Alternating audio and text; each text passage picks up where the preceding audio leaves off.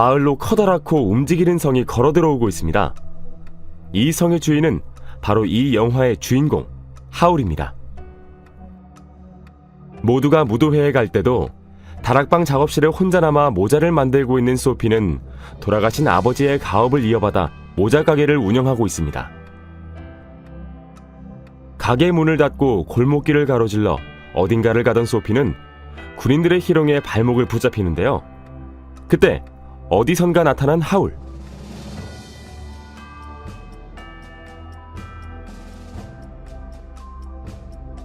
하울도 뭔가에게 쫓기는 처지였던 거네요. 알 수 없는 검은 형체들을 따돌리던 두 사람은 급기야 하늘 위를 걸으며 도망가기 시작합니다. 아마도 태어나서 처음으로 자신이 살던 곳을 벗어난 소피일 겁니다. 그런데 그 첫 장소가 하늘 위라니 소피에게는 충격적이지만 신선한 경험이 됩니다. 소피가 만나려 했던 사람은 다름 아닌 친동생 레티입니다. 레티는 소피와 다르게 예쁘고 사교성이 좋아 일하고 있는 카페에서 인기 스타나 다름없는데요. 하울을 만났다는 이야기를 들은 레티는 깜짝 놀라며 언니를 걱정합니다.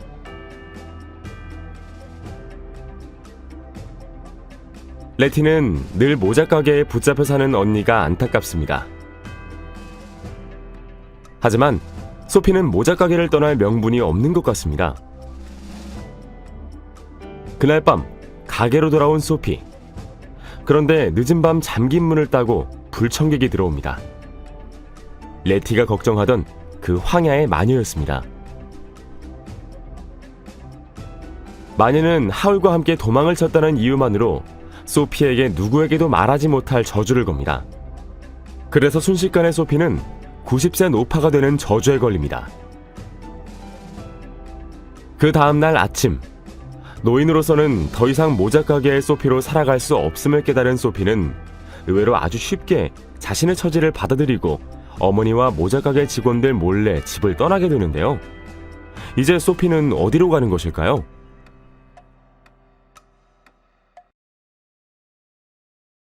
소피를 지키기 위해 원하지 않던 전쟁에 참여한 하울. 하지만 적의 공격에 수세에 몰리는 하울을 보고 소피는 그를 구하고자 합니다. 소피는 점점 무너져가는 성을 지키기 위해 캘시퍼를 옮겨 하울에게 가려고 하는데요.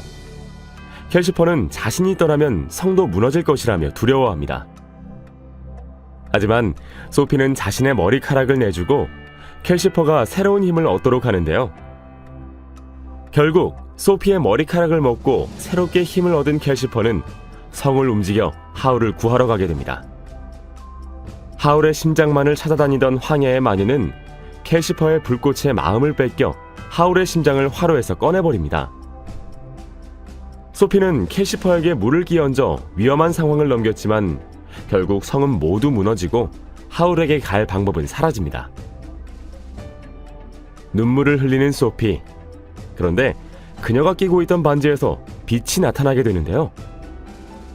반지의 빛이 하울이 있는 곳을 알려주고 있다는 것을 깨달은 소피. 불빛을 쫓아간 곳은 바로 하울의 과거. 어린 하울이 캘시퍼와 처음 만나는 장면을 목격합니다. 캘시퍼는 바로 하울의 심장이었던 것이죠. 소피는 하울이 캘시퍼에게 심장을 내어준 뒤 줄곧 그녀를 기다리고 있음을 깨닫습니다. 전쟁 속에서 큰 상처를 입고 다시 나타난 하울. 소피는 이제 하울을 구할 방법을 알게 됩니다. 불꽃이 사그라든 캘시퍼. 하지만 아직도 살아있음을 느낄 수 있습니다. 소피는 생명을 회복시키는 자신의 힘을 믿고 캘시퍼를 하울에게 되돌려줍니다. 캘시퍼도 영원히 살 수 있고 하울도 다시 살아날 수 있게 할 수 있을까요? 결국 다시 살아난 하울. 두 사람은 서로를 사랑하는 마음을 확인합니다.